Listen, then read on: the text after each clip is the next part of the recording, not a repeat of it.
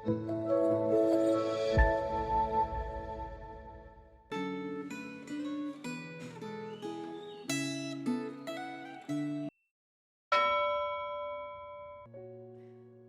saudara-saudara yang terkasih dalam Tuhan. Pernahkah Anda mengalami penolakan atau perlakuan tidak adil karena Anda berusaha setia kepada Kristus? Saat iman diuji, apakah hati Anda tetap teguh atau justru menjadi goyah?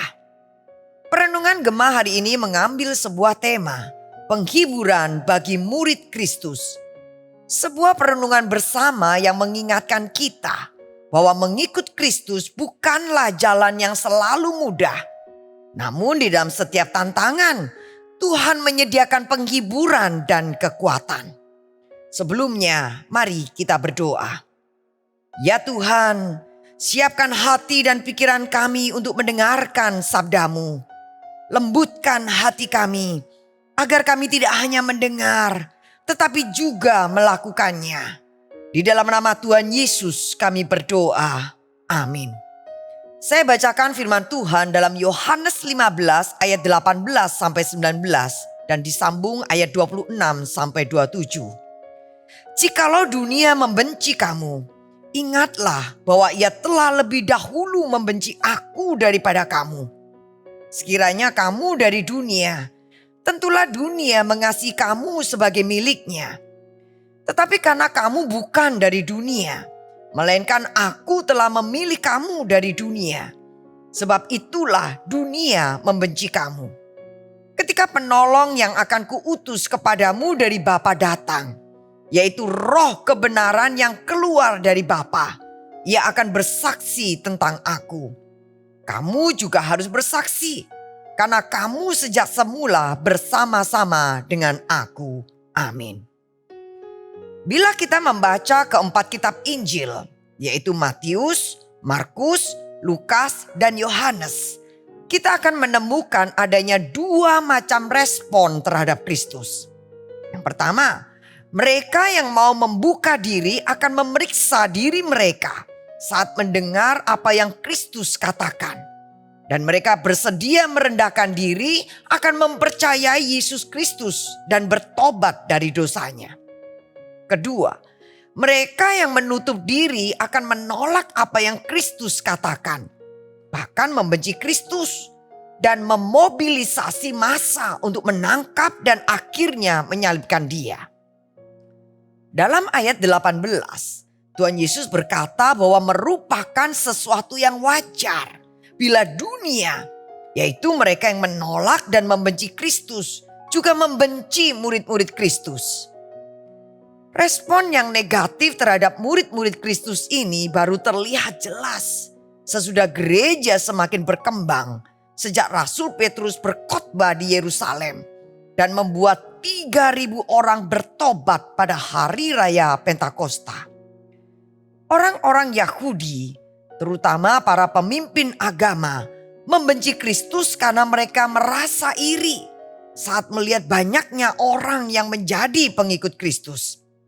Kebencian seperti itu bisa dipandang sebagai kebencian tanpa alasan yang dapat diterima akal sehat.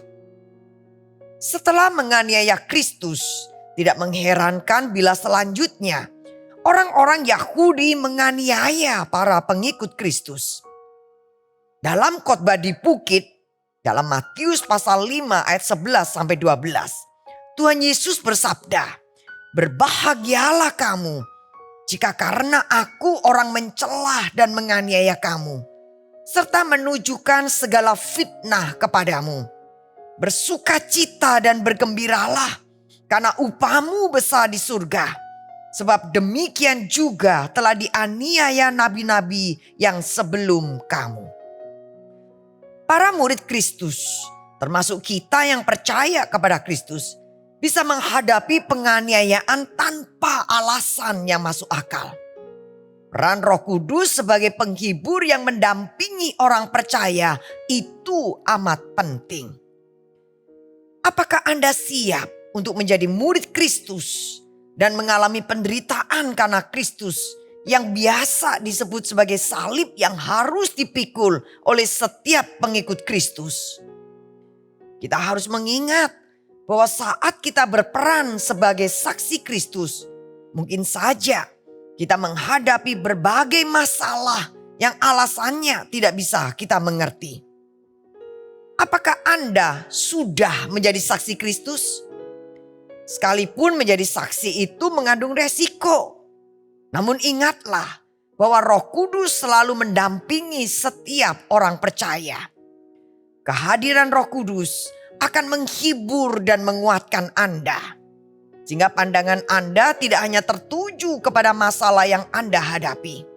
Tetapi terutama tertuju kepada Kristus yang telah menderita sampai mati di kayu salib untuk kepentingan kita.